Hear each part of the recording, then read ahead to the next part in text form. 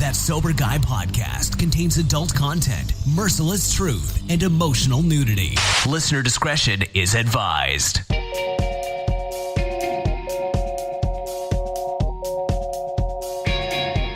Yo, what's up? Thank you for tuning in today. Thanks to Humans for bringing us in. Thanks to you for supporting the show.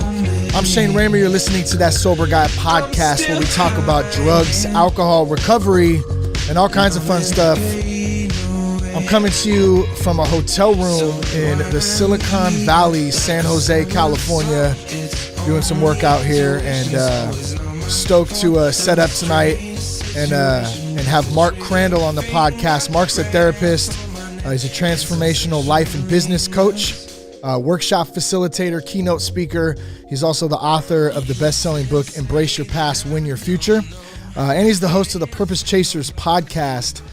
Mark went from a lost boy with countless traumatic experiences to drug addiction, prison, and an undenying self-hatred to building multiple six-figure coaching practices and leading life-changing workshops where he can empower others to break free from their limiting beliefs towards creating the lives of their dreams. Before we get to Mark, and I'm super pumped to talk to him today, we actually met through Glenn, so a shout out to Glenn Hadley. And actually, we got introduced by two separate people who don't know each other. My other homeboy, Larry Hagner, out in St. Louis from the Good Dad Project. So big shout out to both those guys. We appreciate you, and thanks for linking us up today. Before we get to Mark, be sure to check us out at thatsoberguy.com. You can also connect with us on Instagram at RealThatSoberGuy and on Twitter at Shane Raymer. Now, let me tell you about Foundations Events, the educational event planning branch of Foundations Recovery Network. The Foundations Events team is constantly seeking to add value to the treatment community, and one way they do this is through their events and conferences. They've hosted over 50 national conferences and have earned a reputation as the leader in behavioral healthcare events. In fact, That Sober Guy has recorded and released over 40 live podcasts with some of the top experts and personalities within the recovery community, live from both San Diego and Nashville Foundations conferences. And you may remember, I think we put out eight podcasts just in April down at Innovations in Recovery in San Diego. So June 20th and June 21st is the 2019 Nashville conference. It's called Innovations in Behavioral Healthcare. It's hosted by Foundations Recovery Network in Nashville, Tennessee, and it's going to be at the Factory at Franklin this year. So if you're an expert, if you're someone in the treatment industry, if you're in the recovery community, whatever it is that might interest you, if you want some more information, you can go to foundationsevents.com and you can get some more information there. Once again, that's June 20th through the 21st, and it's at the Factory at Franklin, Nashville, Tennessee, foundationsevents.com. Also, do you have a loved one who needs some help? Let me give you a couple of options here. You can go to foundationshelp.com/soberguy. Or you can call 833-81-SOBER. That's 833-81-SOBER. You can talk with an admissions coordinator about treatment options that can answer any questions for you. Let me give you that number one more time. It's 833-81-SOBER. Let's see. We got a live show coming up June 23rd with special guests. Skylar Stone will be there. I believe my homeboy Mark Saratella will be there as well. Big shout out to him for helping put this on. It's at the Hollywood Improv. Tickets are $10. If you're in the Los Angeles area, come out, support us. Support your own recovery. Have a good time. Get involved. If you want tickets to that, you can go to improv.com/Hollywood. Once again, that's improv.com/Hollywood. And you can also go to thatsoberguy.com and you can just click on the live shows tab there. I wanted to give a little love. Every once in a while, we'll read one of the iTunes reviews, and I wanted to check this one out real quick today.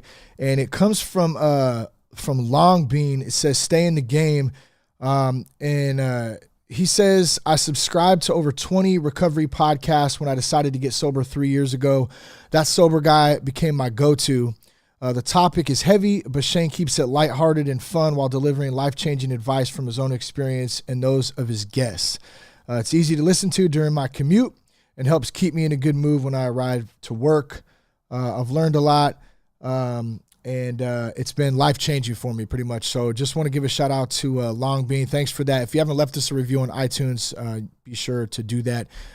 If you don't know how, you can go on fucking YouTube and just type in how to leave a review on iTunes. It's pretty simple. So check it out there. All right, Mark Crandall, man, coming to us from Austin, Texas. I know he's got a storm going on there. Mark, what's up, man? How are you? Dude, I'm doing better than most. Thanks for having me, Shane. Dude, you got a mouthful before you start your show, bro. I know, man. We got to get it all in like 3 minutes. Well, I guess it was 5 minutes, man. 5 minutes and 15 seconds. And here's why I do that, man. I hate fucking doing post-production. It takes forever. I have to do all this shit myself. So I just figure if I just do it right off the bat, I basically get this interview, our conversation is done, and then I can just plug it in and upload it, bro, and it's done. It's like in and out, bro, that process, man. I'm about to jack your style, dude. Also, shout out to Foundations. I'm going to be Glenn's booked me to speak in September in Florida, so brother, nice. Stay tuned for that, Shane. Maybe we can do some live podcasting from that spot. Dude, that would be legit. I know I think it was before Glenn actually started, and I know a couple of people have left out of Foundation since, and they're doing some new people and that kind of thing. I had talked about going out to Florida in September, so I don't know if that's still on the table or what, man, but if I do end up out there, that'd be great, bro. We'll do some live podcasts and all that good stuff, have some fun. What are you speaking on out there? Do you know yet, or is it Yeah, so I don't put this in my bio, but I like one of the ways that I keep my foot in the industry is I do substance abuse interventions. I really enjoy working with families, and it's such a fucked up space, which I won't rabbit hole too far into. So I keep my foot in there, and I believe Glenn's going to have me speaking on how getting an individual to treatment is the beginning of an intervention. Got it. Yeah, actually getting somebody to admit that they need some help, and then. I think that's one of the biggest things even is just how do you help someone who doesn't want help? And it's like, for me, the answer is you can't, you know what I'm saying? And it's like, if they want the help, then here I can provide some resources for you, man. The intervention shit, man, is got to be absolutely draining too. Like what's your experience been with that? No, I really enjoy it. There's just a lot of people that think, kind of the grip them and rip them where you just throwing people into a treatment center and that's the intervention. I really focus a lot of my energy on working with the family and getting the family on solid footing, so when the individual that's in treatment bucks up and says, hey, I don't want to be here, the family's solid now and the individual actually that's in treatment actually has a chance to recovery because the family is not going to enable them anymore. Yeah. So I just happen to put more emphasis on the family than I do the client. If you work with the family properly, that's just my experience, man. Yeah. My mom didn't have an interventionist. She went to some good Al-Anon meetings and she picked me up from prison August 23rd, 2007. She said, you ain't fucking coming home. I was like, oh, damn. And I tested her twice. She really? Like, no, I'm serious. You ain't coming home again. How long were you in prison for? The last time, 2 years, 7 years total in institutions. Damn. And what year or how old were you when you first went in?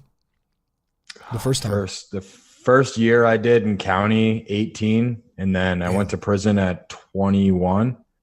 So you were young. You were 18, still a kid, and already having experiences and troubles with the law and all that kind of shit. Oh God, dude. I had a chins petition filed on me at the age of 11 for setting fires and throwing a desk at teachers. Yeah. Damn. So I went to group homes from 11 to 13. Yeah. So when I entered prison, I was 145 pounds. I mean, you see me, he's watching me over Zoom right now. So he sees, I got a little bit of weight on that right now, but yeah, I mean, that heroin was strong. Damn. And where'd you grow up at originally? I know you're not originally from Austin, right? New Hampshire. Man, there's a Shout big out 603. Yeah, right. I mean, I've heard New Hampshire, that's a rough spot for the opioid epidemic as well, right? Yeah, that carfentanil is everywhere. Yeah, damn, that's crazy. So we'll kind of take us back there, man. I mean, growing up, obviously you kind of mentioned already at 11, 12 years old is really when things started, going crazy for you. What did that look like growing up for you? I mean, was your mom a single mom or? Yeah, so I'll give you the Cliff's Notes version. Sure. So at age 3, DCYF took me and my sister from my bio mom. So my bio mom nearly drowned my sister in a bathtub. And then once the state took custody of her, she kidnapped me and took off to New York. And they finally got a hold of me. I was young, so I don't know. And they placed my sister and I in foster care. But some of my earliest memories are watching my mom sniff coke off a chest freezer with strangers while I was sitting in the living room watching Fraggle Rock. You know, if you don't know what that is, I do. Really I know what old. Fraggle Rock was, man. That's I know you do, right but there. Your listeners, yeah, like, some of them folks out there might not know. That's yeah, funny. and I you know, we were placed in a foster home with two of the most loving, caring individuals you could like. In, you know, if you were to written everything down, like, you would think I would have had a great life. Like, I was taught how to be honest. I was provided with more love than I could ever want. I mean, we had Nintendo, I had name brand clothes, but inside I had, you know, from a really, really young age, I just had this confusion and this constant fear. And I hated myself from a really young age. You know, my first bout of suicidal ideation was actually at the age of 7. I clearly remember it. I was told no about something, and I punched a hole in the drywall, and my mom told me that my foster mom told me that I couldn't go with them to get ice cream sundaes. And I was a fat kid at the time, so I really liked sweets. And I remember laying on my bed when they all took off and left me at the house and wondering what the world would be like without me. Damn. And it just, you know, at age 7, and it just escalated. I was, you know, when they filed a CHINS petition on me at 11. What is it? What's a CHINS petition? I don't think I've ever. Child in need of services. So I was seeing a therapist at the time, acting out. I mean, at this time I had like holes in my jeans and was painting my fingernails and listening to Marilyn Manson and Slipknot, and just like, not that, you know, they were the gateway drug, but like I was just, yeah, we were eating sleeping pills, it's a dark spot, and smoking weed every day and drinking. And at 11, that's what I was doing. And my therapist called both my foster parents in. They were my adopted parents at the time, and said, we need to do something with this boy. He ain't right. And they filed a CHINS petition on me, which is child in need of services. So basically you petition the state and say, hey, we can't handle him, we need help. And they took custody of me and placed me in group homes. And, you know, at 11 years old, I was sent to be rehabilitated. But what actually happened to me is I was educated about sex, drugs, and rock and roll. And I came out way more fucked up than I went in. Damn, man. Do you think that's a pretty common thing in group homes or foster homes, that when kids go in, even though they have, you know, like you said, you had kind of a pretty solid environment, but you still felt lost and pissed off in your own right. Is that a common thing, you think, with other kids out there too? Totally. I mean, yeah, there's just so much confusion. It's funny because I'm actually writing some blog posts right now for a woman who's an advocate for foster care. And, you know, in writing these posts, it's like the confusion. I remember, and this is what it's fresh for me because I'm actually writing it. Yeah. I've been writing it this week. And what I'm talking about in this particular post is, it was Halloween was the day that I was adopted. I remember going to school that day, dressed up. We were doing the whole, you know, Halloween was the day, right? You get to mess around, eat candy, whatever, look at the girls and their whatever they were wearing. And I remember trying to explain to my classmates, like, what in the hell I was going to do, because I was going to get adopted. And they would be like, what does that mean? I'm going to have new parents. Where are your other parents? I don't know. I haven't talked to them in years. And like, this is me as an adult talking about it. You can imagine, you know, at 7, you know, 6, 7 years old, like trying to explain to my classmates what is going on with me. Like, I have no idea. I'm going to be adopted. What does that mean? My name's going to change, I think. I don't. Damn. But I just like had no clue. There's just so much confusion. Like, you know, throughout my life. And I played, and we'll get into that, but I played the victim for a long time around, you know, my mom leaving. Well, you know, and these thoughts would go through my head of like, anyone that's ever said they love me is left. Like, no one loves you. They always leave your life. Right. So there's just this confusion that blanketed my whole childhood. And what that looked like was, you say that again, I'll punch you in the mouth, or, you know, I'll set your shed on fire. Or like, I just like was on this mission to bring the pain that I felt was brought to me to everyone around me. Yeah, that's I was going to ask you that, and you started to kind of go into it, but if you felt loved as a kid. And I think that's, I think it's my daughter I was talking to recently, and you know, she's 9. She's a pretty astute little girl too. And we kind of have these conversations sometimes, and when we were talking about just really at the basis of anything as a human being, we just want to feel wanted and loved. And as a kid, I can only imagine if you don't feel like that, what that does to you inside. Like, did you feel like you were loved, or did you, like you kind of mentioned, you felt abandoned in a sense too? Do you think that had a lot to do with it, the anger and rage? Yeah, I mean, no, I didn't feel loved. And I know that had nothing to do with my foster parents, because they were amazing human beings, and they're two of my closest relationships today. You know what I mean? I call them mom and dad. They raised me, right? And I tortured them. I owe them mom and dad, right? I tortured these people. Yeah. And they piled it on me, and I couldn't feel it. Why couldn't I feel it? Because I hated myself. And of course, well, coming into, 12-step work and more transformational work that I've done over the years, I've been able to really, pull out what's true and what's not. But I hated myself. And I think maybe, that may be even a good segue into, you mentioned already the victim mentality. I know for me, man, I played the victim role for a long time. I came from a fucked up home. This happened to me, that happened to me. I'm angry. I'm the victim, right? And so it's like this cycle where it's almost like a poor me pity party type of thing. I feel like too, that's very relevant just in kind of the culture we live in too, with a lot of other stuff, and we can kind of save that maybe for later on or another time. But what did that victim mentality, when did that start to really creep in, and where did that go as you started to get older? Yeah, I mean, probably 18 years. Like I just turned 18. My teachers in high school were like, just show up and we're going to pass you.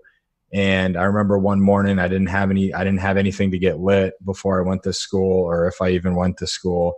And I commando crawled into my adopted mother's bedroom, and my adopted brother, her son, caught me. I punched him. She threw me out. And that's when it, like, look, she ran from me, and I just kept going with that until I met, one of my first coach, mentor, sponsor, whatever you want to call him. Yeah.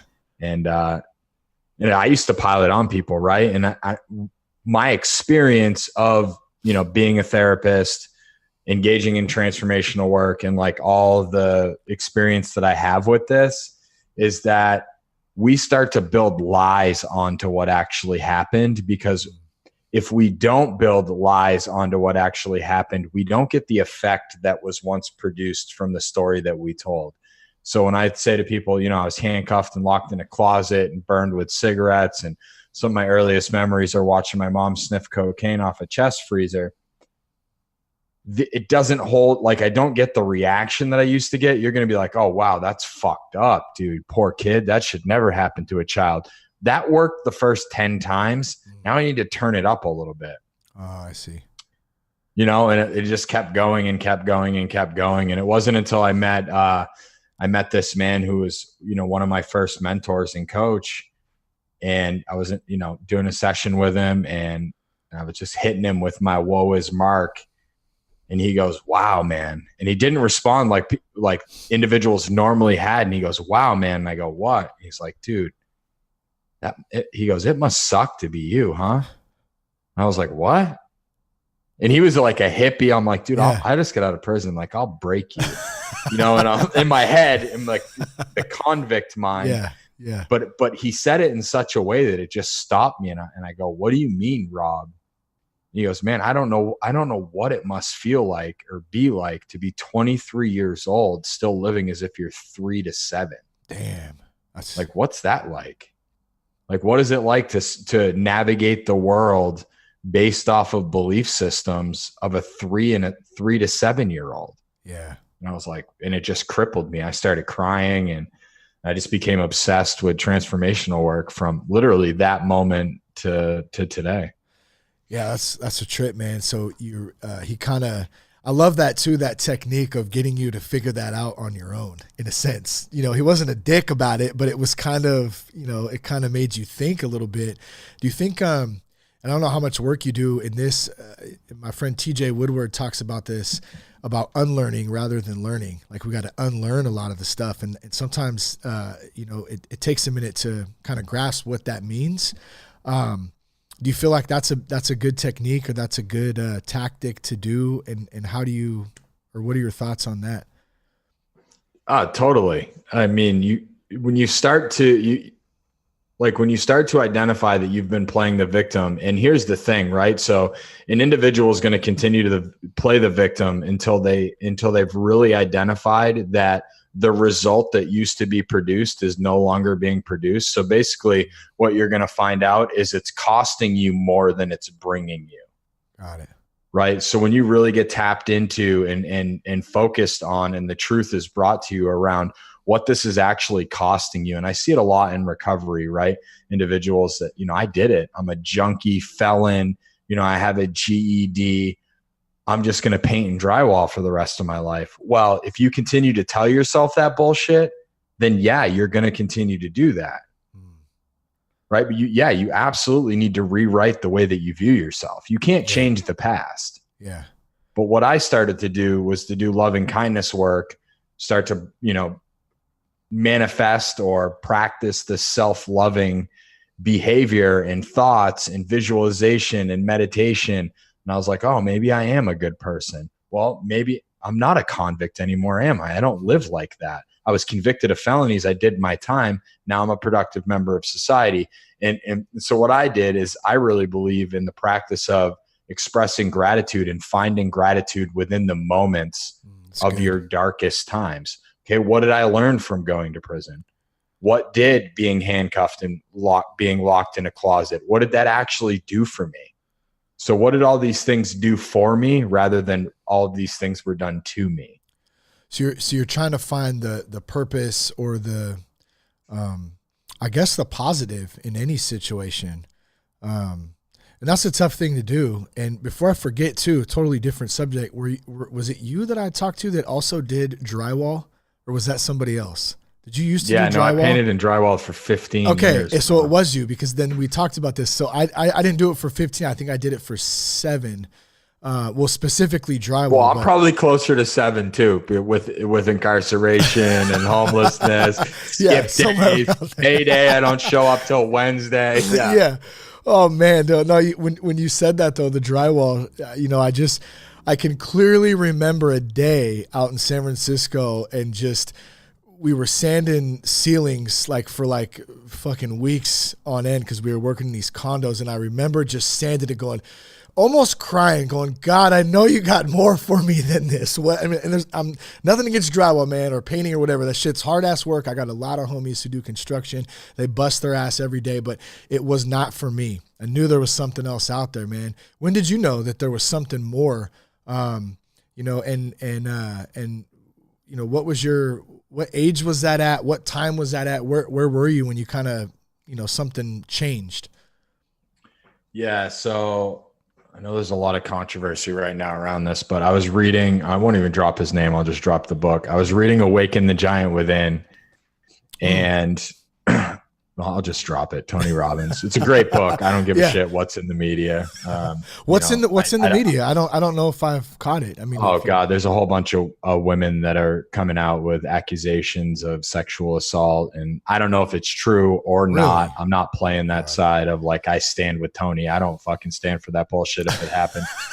I just don't. And that's the problem, though, that we have with the fucking media today, is that you don't know anymore what's true and what isn't. And it's just unless you were there, and you saw it, or you were the person, it's who really knows, kind of tough. Hey, different topic, but a different point. Yeah, we rabbit hole. You and I could rabbit hole off all over the place. Man, we definitely could, bro. I can feel it already. Anyways, you read the book. Yeah. So I'm reading this book, And at the time, winter's approaching, and winter in New England, work dries up. So only the owners of the companies are usually doing work in the winter because it's all interior. It's their work that they try to push out. So when the snow flies, and so work's drying up.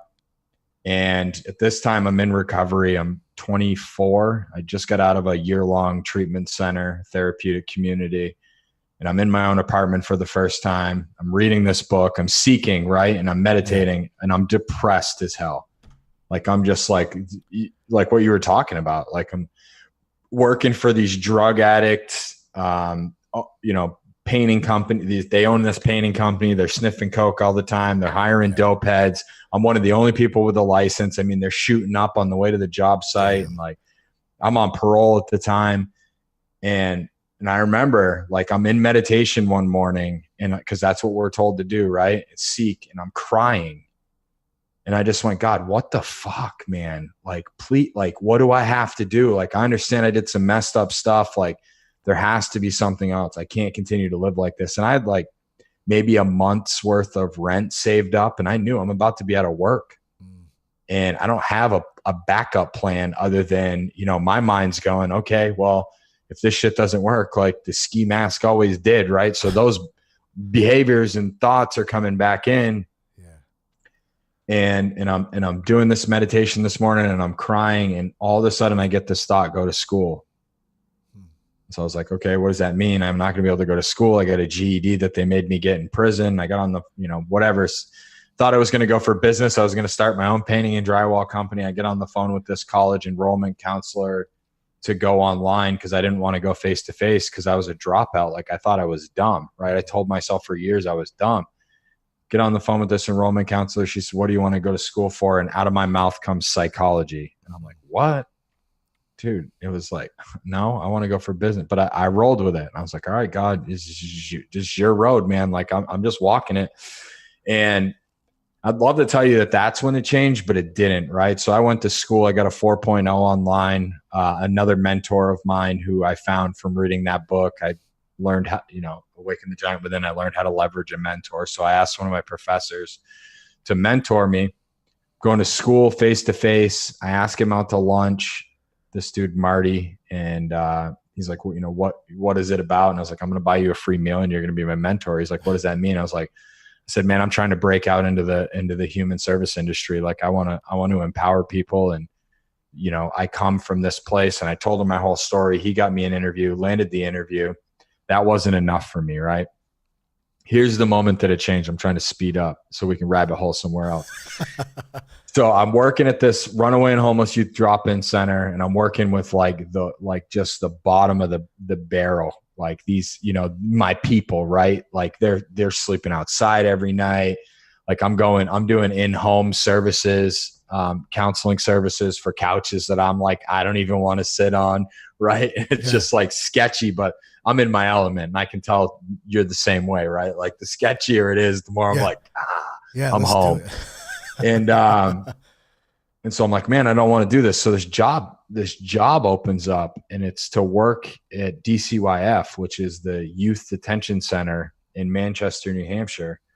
And it's to work for the state. And I'm like, okay. My mentor says, don't do it. You're never going to get hired. I mean, you have 6 felonies on your record. Like, I'm like 3 years off parole at this point.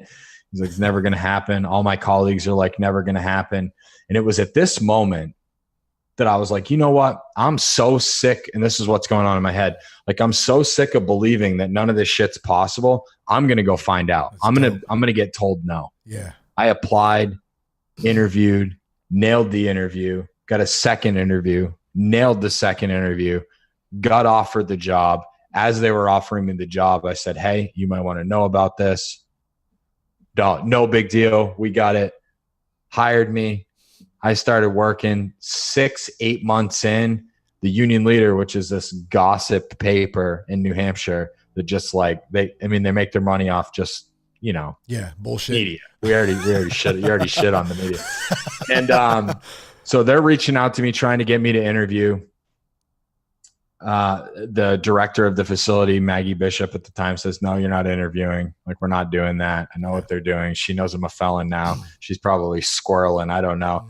Anyways, they released this article without any of my input. And, you know, your audience can look it up. It's convicted burglar counsels youth was the headline of it was front page of the Sunday News in New Hampshire. And I know what they were trying to do, but what they did was light a fire inside of me that has burned ever since. I mean, that was like 8 years ago, 9 years ago, 10 years ago. That was 10 years ago. And I remember I didn't say anything to my wife. I got up early. She's still in bed. I went to the store, bought the paper, and I saw that convicted burglar counsels youth. And there was my mugshot from prison. And I come home, my wife's up at the time. She's like, where'd you go? And I was like, I bought the paper. I show it to her and she was like, oh, wow. She's like, how do you feel? And I said, so empowered right now. She goes, what do you mean? And I was like, do you know how many others are out there just like me, people in recovery that have criminal records, that have like these tainted pasts, that have all of these stories of what they're able to do and not able to do. And society is like stacked the chips against us, especially if you're a convict. Yeah. Like, we rehabilitate you, but then we're going to throw 75 roadblocks in front of you to try to get back on your feet. And I was just like, dude, I was amped. I went to work that day because you got time and a half. You went on Sunday. I walk in, dude at the bubble is about to buzz me and he goes, Mark, didn't you read the paper? And I go, yeah, they could have done a better job of highlighting my attributes. And I just went to the unit. All the kids had read it, right? And like, I became the hero in the detention center because they're all like, oh man, you kicked doors in too. You know, and it was just like, wow, bro. And it was from that moment that I knew, you know, that my calling was to be on stage and to write, you know, I've written, I'm about to release my second book, and, you know, I have a podcast and I'm doing all of this stuff in this life that literally, if you're in recovery and you're listening to this, like, there's my challenge to you. Turn it up. Yeah. Hell yeah. Like, there is like, you may have to jump through more hoops. I just made a word up. More hoops than the average human will. But I'm telling you, we're so resilient. Yeah. Like, I have been told no. Like, I was 2.5 years off parole. I was cleared to volunteer back at the prison, the same prison in Concord that I was released from. Yeah. Do you know how many people told me that I couldn't do that? Like, I'm telling you, God, higher power, whatever you believe in, you tap into that, you can do all kinds of stuff. I love it, bro. That's the moment of change. I told you it was a long answer. No, I love it, man. That's a great story, man. And it's inspiring. Even me just sitting here, just talking to you right now, bro. Just that power that you speak of as people in general, but especially people who have had shit that they've been through. And I'm thinking of, in particular, one of my homeboys, and I'm not going to say his name, but he knows who he is. We walk often in the mornings. And I know that that he would relate just to this, same situation or similar, felonies and that background, and just really a good dude and made a lot of changes in his life and is motivated as shit to keep on going. At the same time, you and I both know that even in recovery, which is why we continue to practice recovery, it's a daily practice, man. There's shit that still happens, man. There's shit that comes up. It's the daily grind of things. And even when these beautiful things, like family, and you're about to have a baby, you said, right? Congrats on that, dude. That's so fucking awesome. Nothing better than being a father, and nothing more challenging at the same time. But anyways, where I was going with that was, we still have shit we have to deal with, I guess. And we have to deal with these things. And the beauty of it is we actually get to feel it and deal with it now. And I have to remind myself of that sometimes, because I can get caught real quick in that, I start going down that road of that negative mindset. It can click in. Thankfully, I have tools now to kind of click out of it. I can say, wait a minute, Shane, you're going down that road again. Snap out of it, get to a meeting, call somebody, talk about it, whatever.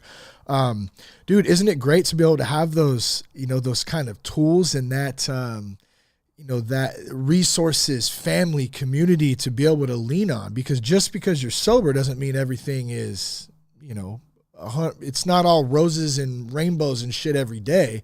We still have things we got to deal with. Oh, I mean, yeah, dude. I mean, I'll just be 1,000% transparent for your audience, right? There's limiting beliefs that are cropping up for me about to be a father, right? And so the little story in the back of my head is you never had a father. Oh, yeah. You don't know how to raise a kid. Like, look at all the messed up stuff that you've done in your past. You're not going to be a good father, right? But I've surrounded myself with men that are living life on the next level. And, also a little shout out for your recovery listeners, like be careful of who you surround yourself with in recovery, because you're going to become them. Yep. Like I only associate with individuals that are living the life, not just talking about the life, that are living it, because I know me, Shane, right? Like I'm a resentment away from grabbing a ski mask and a pistol, like I'm not immune to that life. Yeah. I don't play with it. I can't play with it. So yeah, I mean, life. So what, if you don't mind, what did you go to prison for? You mentioned robbery. Burglary. So burglary. Okay. That's what I figured. Just wanted to make it clear or whatever. So you go plural. Burglaries. I want to make that clear. We got the plural burglaries. Okay. And I made 18 amends for other kicking doors in a home invasion that I wasn't convicted for. So while on parole. Did you wear a ski mask as well? I had been known. I got to get that slogan. No face, no case. There you go. Yeah, that's good. Oh man, then they came out with DNA testing. Oh yeah, then you're really screwed, man. The mask doesn't matter at that point. And I'm partly I'm laughing at that, and I'm also laughing at, you got to go on my Instagram for some fucking reason, and got my son. He's 4. He'll be 5 in July, and dude's a character, man. And for some reason, he wanted a ski mask, and my wife orders him a ski mask a couple months back off Amazon. And I wake up one morning and this dude's like running through the house, with this ski mask on. I go in his room later. He's sitting in there, laying in his bed, eating some popcorn, watching a movie with the ski mask on. I'm like, what are you doing, bro? Totally off. That's my boy. That's my boy right there. I'm proud of you, son. No, man. But so one of the things I was thinking about when you were talking about when you walked back into work that day and you had all the youth in there that are kind of cheering you on, and they must see you as hope for them. They must see you as an example of, damn, look at Mark. Like, he had a fucked up past. I didn't have a dad either. I didn't have a family or whatever, but like, damn, if he can get through this, I can get through this. And I know that's probably in a much wider scope, especially with the work that you do today. But in that moment, I had this quick thought or vision, I guess, of you walking through that door and just seeing these kids, even if it was just one fucking kid that it helped to motivate.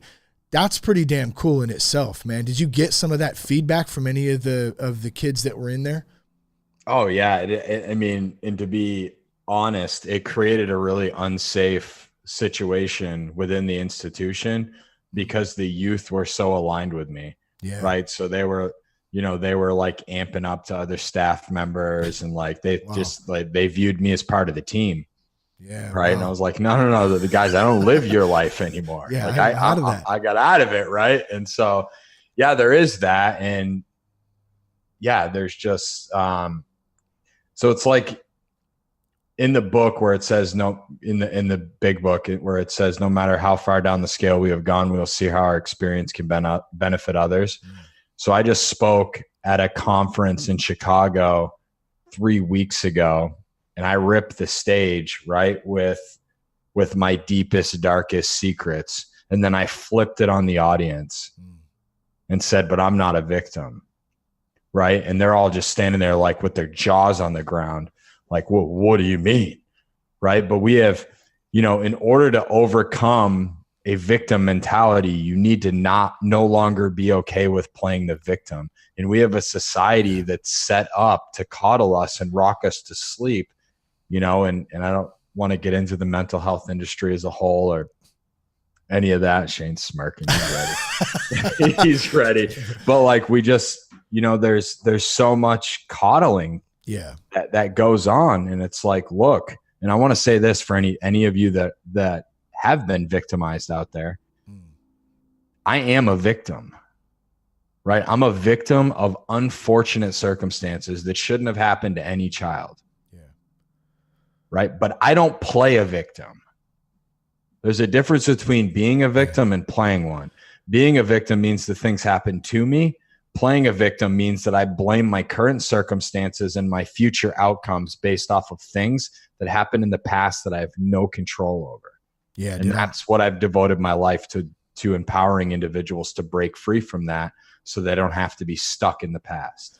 I'm so glad that you kind of explain that too, the differences there, because, you know, we're kind of joking around and stuff and having a good time. And I try to make sure that, you know, we're talking about some serious shit here. It's hard to, you know, always take things so serious. You got to kind of laugh at things sometimes, but at the same time, I don't ever want to come across like, you know, there's people like yourself. I'm sure plenty of other people out there listening who have been through some shit, and you know, it's jacked up, and sometimes it's sad.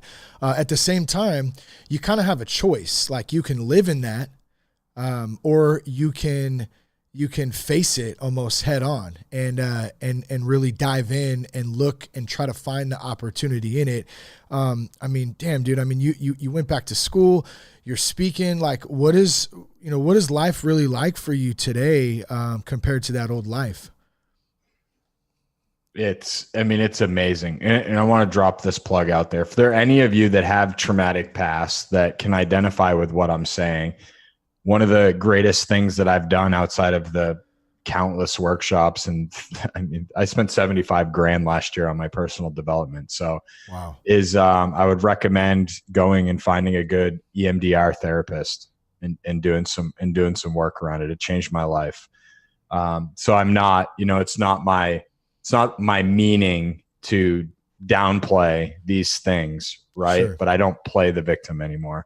So, dude, my life is amazing today, bro. Like, I'm married.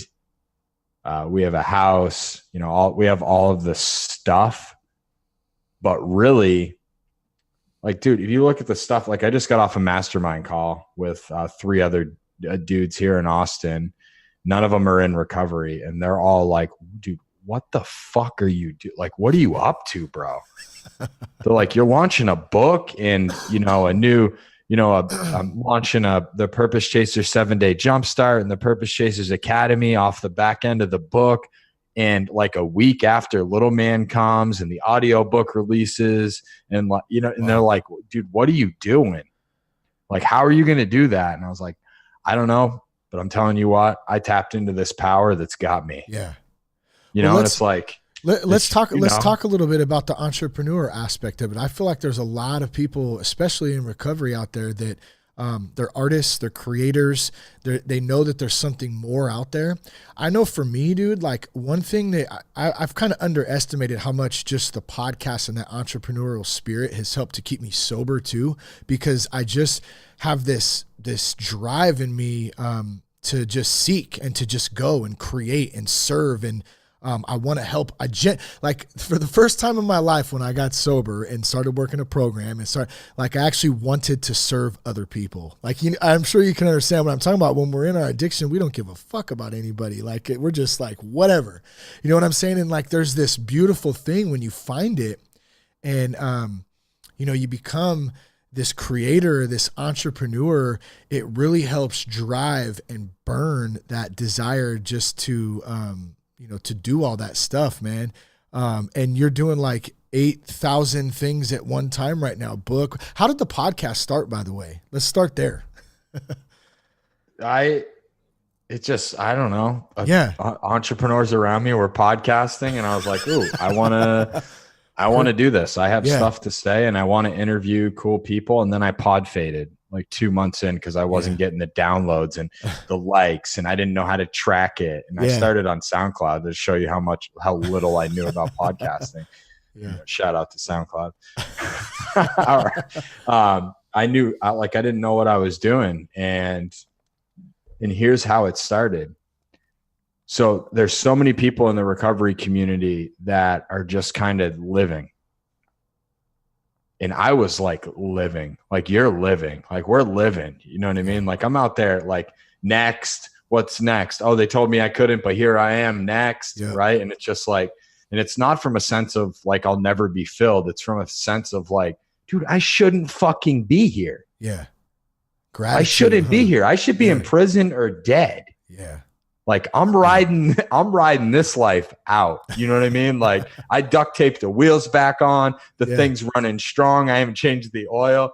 So there's one big misconception, or not even a misconception, but there's like this, I don't know, I want to say it's the pink elephant or the blue elephant. It's something, right? It's like when you come into recovery, and I want to share this because this is something that was there for me. When I came into recovery, and especially with, you know, being an LMSW, a licensed master social worker. So I went through my master's degree in social work. There is this undertone that money's evil, that you shouldn't want money. To want money is ungodly, and to want money is selfish. And I don't believe that shit. Yeah. I don't believe that. I believe that what's ungodly and what is selfish is how you obtain that. I seek to serve. I seek to impact. So to go off what you said, when I started the podcast, I wanted to get into the ears of individuals that didn't know this whole other life was out there. Yeah. You know, entrepreneurship, like writing a book, speaking on stage. You want to speak on stage? It's super easy. Like it's not difficult. You want to get on a podcast? Like Shane and I could introduce you to all kinds of people that would probably want to hear your story.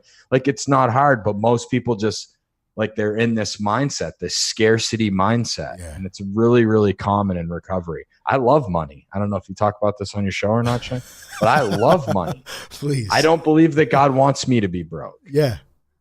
I'm not chasing it. I'm chasing impact. And the more I serve, the more money comes into my bank account. Isn't that crazy how that happens? That's the right mindset. You know, I feel like that's the mindset. That shit comes when you're doing what is right, when you're serving, when you're doing what you love to do, when you're working through what God has planned, for me at least. That's kind of the way I see it. How did you hook up with Larry, by the way? Do you guys know each other through mastermind groups, or did you just link up randomly, or? Larry, dude, shout out to Larry. Yeah, shout out to Larry Hagner, man. Yeah, I don't know, he might, but he's a good dude, man. So he's honestly the first podcast that I went on where my butthole got tight, because I knew, right? Yeah. Like he's an OG, like he's connected, he's getting downloads, like he's doing big things, right? Like he's impacting a lot of people. And so it was like, I get on podcasts, I've been on podcasts, right? I get connected, and I just showed up the way that we do, right? Or that we're supposed to. You know, I interviewed my ass off. I was honest, authentic. I answered all of his questions. At the end of the interview, I'm like sitting there in my head and I'm like, I don't know how I did. And then he invited me to another call in which he introduced me to you and 8 other dudes that I'm like, oh my God. And then he asked me to come do a live video with his alliance. Nice. But the same thing is at the end of that call, or the end of the interview, I said to him, which I'll say to you at the end of this one, like, man, what can I do for you to bring you value? What can I do for you to move the needle forward for you? Yeah, that's good. I just teared up a little bit, right? But like that has gotten me so far. Like I don't hire VAs to cold email Shane to get on his podcast. Yeah. I just show up in this life, and 2 people introduced us, Glenn and then. How crazy was that too, man? So Glenn and Larry, who don't know each other, they connected us through email in the same week, I think, too, which was a trip to me. So, I mean, you know, that's a God connect. Dude, right heart-centered people. For real. That's been my experience. Like, dude, I'm not getting connected to snakes. Yeah. Like I'm telling you, I'm just not. They're out there. I meet them all the time, right? Networking events here in Austin. They're out there. I'm getting connected to some really heart-centered, amazing human beings. Yeah. And that's because I'm just showing up and being me and really trying to bring value. Because like getting on your podcast, I get these downloads. Maybe one of your listeners comes over and listens to Purpose Chasers podcast. Maybe one of them buys a copy of my book or like whatever, right? Like that's all there. But that's selfish. When I think about it of like, okay, I'm going to meet this dude, Shane. how can I bring value into his world and build a relationship with him so that we can both prosper and we can both impact? Like, that's the mindset that I try to bring into this. And that's how I met Larry. Who introed me to, I was on Omar's Recovery Revolution. Yeah. What's up? And what up, baby? And there's the interviewing on that. And then we became friends. I started giving him some coaching, and we just went back and forth. And then he's like, dude, I think you need to meet this person. And he connected me, and then I just get connected. I don't know. And now I'm like, oh my God, Shane, you need to meet so-and-so and go on this and do this. And like, that's just what we do, man. It's like a spider web of just like good people connecting. And I never ever understood that. I never even knew there was communities and things out there like that until I got sober, which ended up leading into podcasting and this whole new world, this whole new experience of what it is to, really to be a man. I think, that's just kind of what's coming to mind right now. Just like being a better father, being a better husband, being a better friend, being a better just person of service. And I'll never forget, and you reminded me of this when you were talking about, the service part of it, and, what can I do for you after so Larry had hooked me up with Aaron Walker. Have you talked to Aaron Walker yet? No. From View from the Top. Okay, you got to talk to Aaron. So we'll make that connection too. Phenomenal dude out in Nashville or Nashville area. View from the Top. He's like the OG of mastermind groups, bro. Like, he worked with Dave Ramsey for I think he's still part of Dave Ramsey's mastermind group, as a matter of fact. But he's been on the podcast a couple of times. And the first time that I had him on, though, I was still, I'd only been doing the show for a couple of years at the time. So not even, maybe 100 podcasts or something. And I was so stoked to have him on. He was awesome. He gave just like you're talking about, he gave so much. I just want to say, to you listening out there, he's like 100 podcasts or something. Like, he makes it sound like it's no big deal. All right, carry on. No, thanks, man. I appreciate that. It has been a lot of work, man, but it's been great. It doesn't even feel like work, man. I enjoy the shit out of doing this every single podcast and conversation that I have the opportunity to have. But so I have Aaron on, and I'm like just so pumped to have Aaron Walker on. He's such a phenomenal dude. I'm learning so much from him, his service mentality. And about, I don't know, maybe a month and a half goes by, and I get this card in the mail. And it's like, hey, Shane. I try to do it in the Aaron Walker voice. Hey, Shane. I can't even do it. It's that Tennessee, like Southern, just want to thank you so much for allowing me to come on. This dude's like straight OG vet, like in the service game for, 20 something, 30 years. And here he is taking, 10 minutes out of his day to write me a thank you card to come on my measly, stupid podcast. You know what I'm saying? And like, thank me for, and I just thought I really learned something in that moment. Like, wow, the power in taking a minute to thank somebody or to offer, how can I help you? Like, what can I do for you? Do you just want to talk, whatever, man. That thank you card was so freaking huge, man. I don't know where the hell I'm going with that. It just got me excited. And it just reminded me when you were talking about that service stuff, man, there's a whole nother world out there where that lies, It's funny that you brought that up, because I literally just released an episode on Purpose Chasers today, which is the leveraging thank yous. Really? The importance of thanking individuals, and not only thanking them, not being like, Shane, thank you for having me on, but like literally be like, Shane, like, maybe you don't have an answer right now, man, and that's okay. But I just want you to sit with, if there's anything that I can do for you to move the needle forward. Yeah. Like, is there anyone you're trying to get connected to? Is there anything that I can do to bring value to you and to your community and to your family? And like, if you're looking to level up your life and you're listening to this, like, if you start applying that, you're going to shoot off like a rocket. That's been my experience. Like, authentically be like, bro, like, what can I do for you? Yeah. I think that's a great word. Authenticity. Such a good word. That's what people want. And I was watching something earlier before we got started today, and someone was talking about how we got all these talking heads on television. I won't name any networks in particular or anything, but it's just it's just fake to me. Like, you know what I mean? And it's not, there's no realness behind it. And people want real. We want truth. We want to hear from people who care and who have things to say that are valuable and that are real. And so I think and this kind of even goes into, and here I go down a fucking hole again, but why podcasting is so loved right now and why it's growing at the fastest rate out of any, actually I shouldn't say that because I don't know that for a fact, growing at the fastest rate out of any media platform, but I know it's probably one of the top dude of growth. Dude from Libsyn said 750,000 podcasts, 250 active. Wow. That's incredible. Incredible. And think where does that go 5 years from now? You know what I'm saying? Where does it go 10 years from now? Who knows? You know, but that's a whole nother exciting part of it. You know, I wake up every day just pumped just to see what the fuck is going to happen that day. Know what I'm saying? So let's talk about your book a little bit real quick, man. Number one, I know I shot you an email back when you sent me the cover. The cover is awesome, bro. It looks really good. It screams strength and positivity.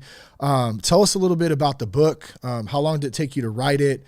When's it coming out? All that stuff.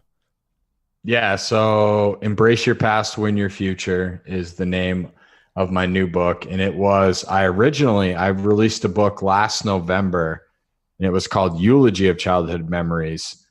And it was just like my story of my traumatic childhood and da-da-da-da-da. Huh. And my buddy Brian Falchuk, who I gotta connect you to. He's got a powerful story. I booked him to come on a stage, this charity event that I started a couple years ago in New Hampshire. Nice. But anyways, he read it and he was like, dude, for one, I had to hide it on the plane because the cover is like pretty graphic. I'm gonna show you. Yeah. Let me see it. Yeah. See it. Yeah. No, we can describe it though to them, and I'm sure they can look it up if. Yeah, you can look it up. It's still selling on Amazon. Okay. So. Oh wow, that's the cover. Yeah, I shot that photo. Memories. Wow. So is that a doll? It's a doll with a prescription bottle and a bunch of pills spilled out all over Altoids. In the bottle. Yeah, it's Altoids. Yeah. Yeah. But interesting. Yeah. So I wrote that, and then Brian read it, and he's like, "Dude," he's like, "That it's fucked up." And I go, "What?" And he's like, "Dude, I finished your book, and I felt like you still should be dead." And I was like, "Damn, bro." And so he challenged me to write another book. And so I wrote 37,000 words in 42 days. Damn. And I'm sitting with it, and I'm like sitting with it, and I'm doing some deprivation tank. It's float therapy. Yeah. I haven't done it before, but I've heard a lot about it. I need to try it, dude. man. Yeah. Dude, try it. In the salt, right? Amazing. You sit in the salt, yeah. Float. Yeah. Yeah. And I'm floating, and I'm like, all right, what am I going to call this second book? What am I going to call this second book? And I come home from I'm in the shower at the float, and it hits me. I'm done my float, and it hits me in the shower. And it's like, what do you mean second book? This is one book. So what I did was I revamped Eulogy of Childhood Memories. And then make sure you get me your address. I will send you a copy of this. Yes, please, bro. Please do. And then part one is Eulogy of Childhood Memories. I added a lot to it. Yeah. And then part two is the new book. And that is step-by-step directions of how I overcame my victim mentality and turned it into fuel to do everything that I'm doing now. But yeah, I mean, it took, I would say 60 days, and I had it to an editor. Really? That's pretty fast. Kind of unheard. Yeah, you'd be surprised what you can do. Really fast. Yeah. I was gonna ask you that. I know we have some writers out there that listen to the show. And what is your process like when you're writing, or at least for that process? What did that look like? Did you set a time every day? Were you real scheduled, or what did that look like for you? 5 minutes on Sunday. 5 minutes on Sunday. Yeah, 5 minutes in my calendar on Sunday. And And so he's looking at me I'm like, what the fuck? Bro, don't be spitting that bullshit to my audience. It's not. There was 5 minutes in my calendar on Sunday. That's all it was. And my wife knew. But the agreement that I had with myself was I couldn't stop until the thought was out of my head. Oh, really? That's interesting. And so when I would go through, I would sit down for an intention of 5 minutes. And then what would happen with me was I outline my whole book. So here's my process. I'm giving bonus content on this episode. For real. My process is I just start a bullet point. I just start bullet points. I just start a list of all the topics that I want to cover in my book. And then I start at the top bullet, and I would sit down on Sunday and I would write on that bullet until the thought stopped. And if a new bullet came up, I would put it on the bottom of the list. Got it. And then the next Sunday I would start the bullet and I would write and I would write and I would write. Well, so what I was doing was writing chapters of my book. Yeah. And you're getting in that flow. And I wouldn't edit. I wasn't going back. I wasn't questioning what I was writing. That's another agreement that one of my mentors provided me with. I just kept writing. And, with the release of this book, I did a pre-release of the Kindle edition on Amazon, and I hit #1 in 48 hours. Really? So congrats, bro. That's huge. Didn't really give a shit about pre-release anymore. But I honestly don't care about making money off this book. I really don't. I kind of want to print thousands of copies and just drop it in stadiums. Wow. That'd be dope.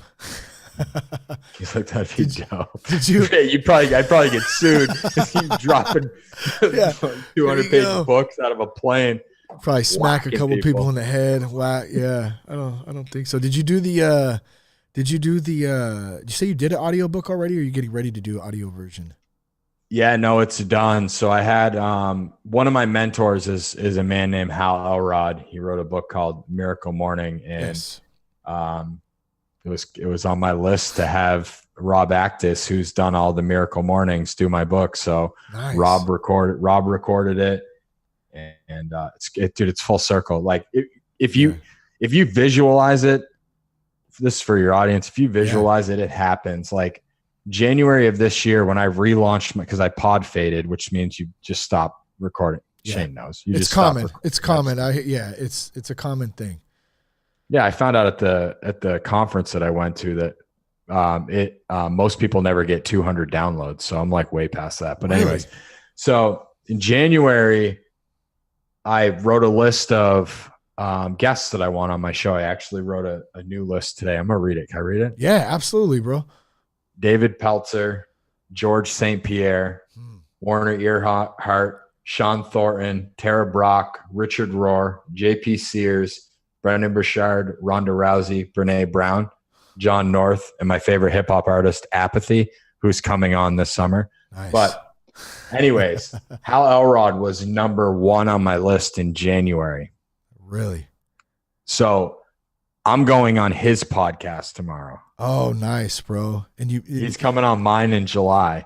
But the agreement was that it came to me in meditation that I couldn't ask him to go on. So I just brought him value. And he invited you. I did a Facebook Live of the unboxing of my book. He commented on my post, said, I would love to have you on my podcast and I would love to come on yours. And I was like, well, let me see if I can fit you in. No, I was like, yeah. Hold on, Hal. Hold on, man. Let me just see if it works out. You reach out to my people. Yeah. You call my VA, son. Oh man, dude. So. No, bro, you bring up such a good point with the visualization thing.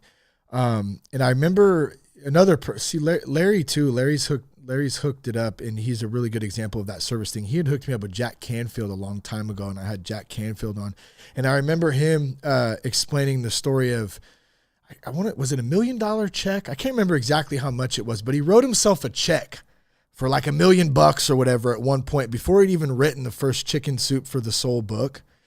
And, a couple of years went by, he wrote the book, and eventually, he ended up getting that check. And that power of seeing something and going after it and believing it before it happens, but you can see it, it works. And I've seen it in many aspects of my own life. And it sounds like, you just gave it an example yourself right there too. It really does work. It's not magic. I don't really know what the fuck it is, but I know it's a certain feeling that I get when I get onto something, and I know that it's going to happen. I don't know when, I don't know how, but I know I'm going to get there. It's just kind of how I started the podcast. I didn't know how to fucking do a podcast at the time. I just knew I was going to start one and go. You know what I'm saying? And that's what excites me, as a matter of fact, for each day. Like, what is that next thing going to be that I'm fucking stoked about to go after? Do you know what I'm saying? So here's like that list will stay there until they all come on my show, right? Yeah. And so I'll start thinking David Peltzer, he's the OG to what I'm doing, right? So he wrote a book way back in the day, not that long ago, in the 90s, entitled A Child Called It. And it was the first time that I felt like an individual understood how I felt as a foster child, right? So I'll look at that and I'll be like, thinking David Peltzer, like what am I going to ask him on the show? Yeah. Like, how am I going to pay homage to him? And I just start looking at it on a daily basis. And the next thing you know, the play is going to come to me. Yeah. There it is. Like, oh, here's what I'm going to do for David to get him on the show. And then I make that play, this heart, with the heart guiding, and come on. Some of them. Ronda Rousey be a good one. I'd like to hear Ronda Rousey. She's such a badass. Yeah. Well, did you ever hook up with, oh man, I'm totally drawing a blank right now. The Spaniard? Charlie. Yeah, Charlie. Dude, Charlie's awesome, dude. He's a good dude. Yeah, we're doing a swap, and I also just interviewed it. Actually, his episode launches Friday. Starks. So this man, you want to talk about visualization? We're going long. Is that all right? Oh, dude, I'm fucking in a hotel room all night, dude. I got all night. He's gonna keep recording until you guys end the show. Yeah. Until you guys quit listening. So this dude started training, and decided that he wanted to turn his training up. Went to train with some killers. Walked in the gym, not really knowing what he was doing, and told the head coach of the gym, I want to be in the UFC in a year. He got a call up a year to the day. Damn. So legit. So he went from not knowing how to fight to getting called up. I mean, he got his ass whooped, right? So he was banging dudes out in the underground, just knocking them out with his power. He got to the UFC. He had no ground game, no judo. And he just started getting taken to the mat and smeared. But that's that power though, of I'm going to do this. I don't know how, I don't know when, but I'm gonna, I'm going after it and I'm gonna get there. I love that, man.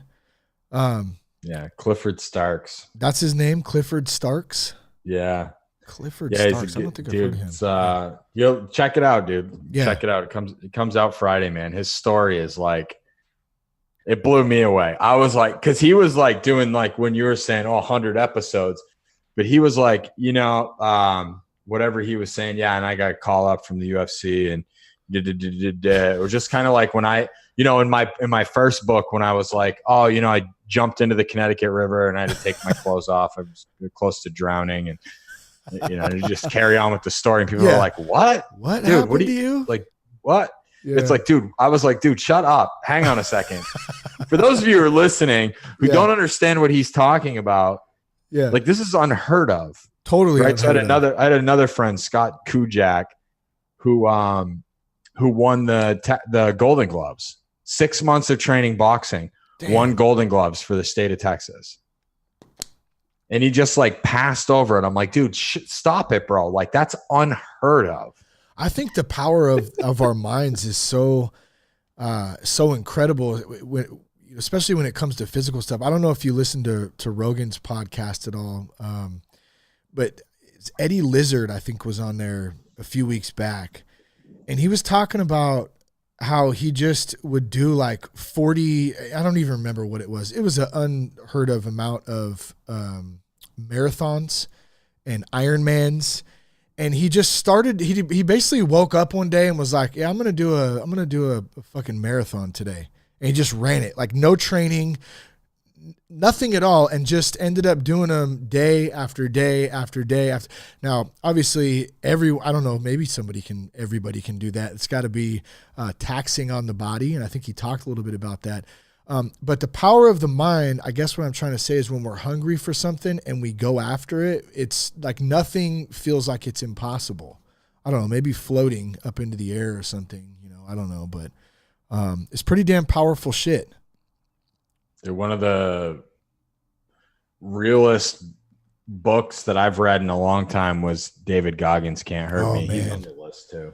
Oh yeah, dude. I've read the book too. I do it on audio version of it. Which did you hear? I do the same thing. Did you like how they did the audio version? I thought it was cool. Like how they did. I loved it, dude. Yeah, like for those listening who haven't done the audio, like they stopped and they would do him and his I think it was his editor, or co-writer. I can't remember who it was. I forgot the guy's name, but they would do like a podcast. They would stop and they would kind of recap each chapter, a segment of a chapter. I thought that was a really cool way to do it. Stay hard, motherfucker. Yeah, dude, that guy is his story is insane, bro. That's some crazy shit. I'm one connection away from him too. And my buddy Rick, who served with him, reached out to him and he said that he wasn't doing media appearances. He was like faded with him. Really? He's taking a break? Yeah, I tried. I tried to get him on. He's probably running right now as we're speaking. Yeah, probably doing recording an Instagram video, screaming, "Stay hard, motherfucker! Quit being a pussy." Yeah, dude. Quit. I liked how he just told it real, man. Most people. He's like doing dips in a hotel room. Dude, 4,000 pull-ups or some shit. Like insane, man. So what's next for you, bro? What do you got going on right now? I know you're speaking. You're going to be, we mentioned coming up in September, doing some conferences. What else is going on? Man, I just really trying to get this book into the hands of those that don't know that they need it. Right. So I'm really on this path of breaking the need to coddle victims. Yeah, that's good. And doing it. And I'm just trying to think of how to word it. Like I can get away with it. Right. So when I work with coaching clients, I speak very, very straight. Yeah. And it's because I'm so skilled at building rapport. Right. So if you're out there, don't just start screaming at people that have trauma. Tell them to quit playing the victim because they have trauma. Yeah. Right. But you have to, in order for you to be in a place to hear it. And I've given this keynote, Embrace Your Past, Win Your Future, 6 times now in the last 3 months. 6 times I've given it. Some people didn't like my talk, but a lot of people came up to me and said, dude, I needed to hear that for like my whole life. Thank you. Thank you for keeping it real. What did people not like about it? Just that it was too real? They haven't talked to me about it. I don't know. Well, I guess that's fine. I don't know, but I mean, if you're a good speaker, not everyone's going to like what you're saying. Yeah. Like if you want to produce like meaningful transformation from a stage, not everyone's going to like you. Yeah. But the people that need to hear it are going to hear it. Well, and it's just, you mentioned something even at the very beginning of this podcast or shortly as we got going.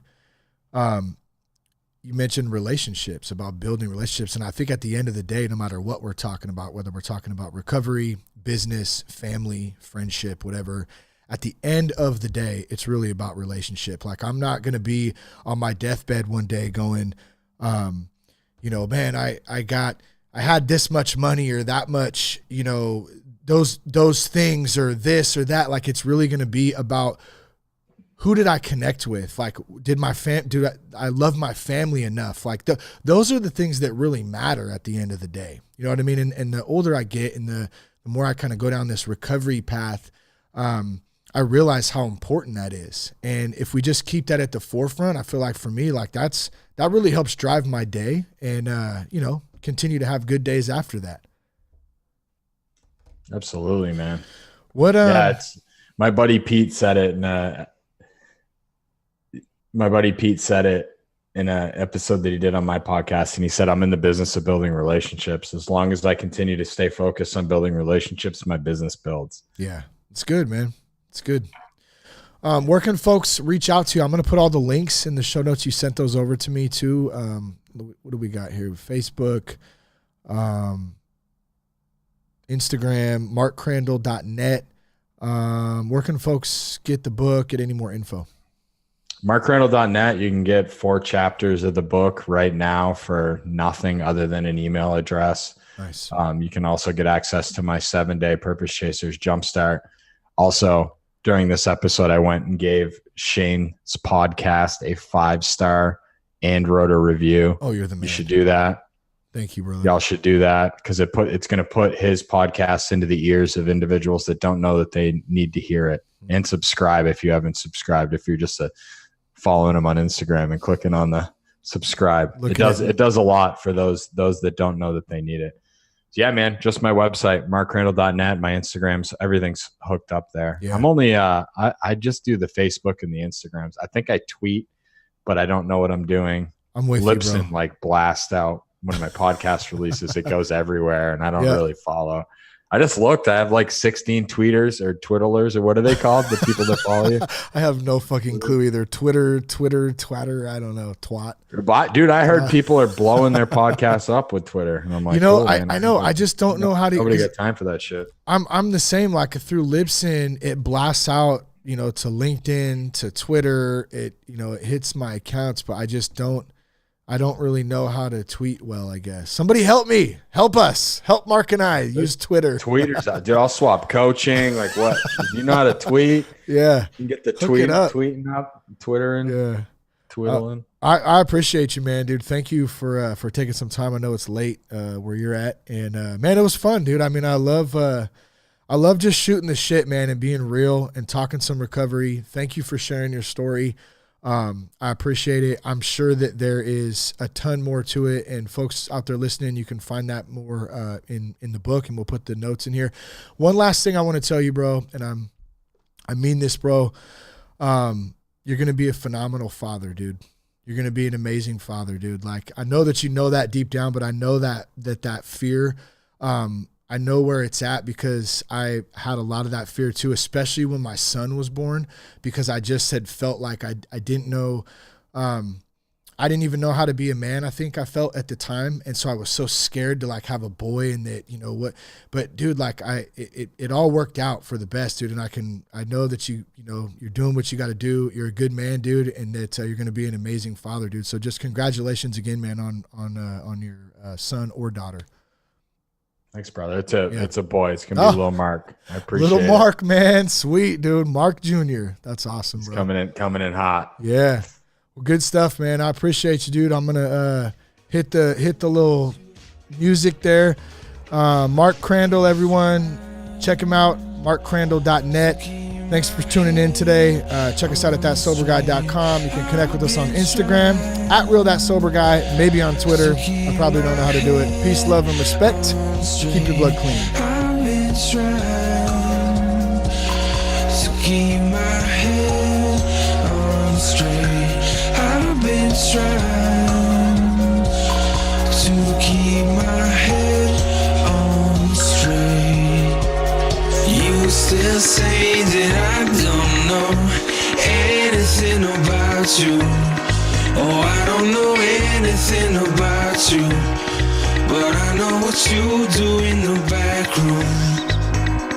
And you still say that I don't know anything about you.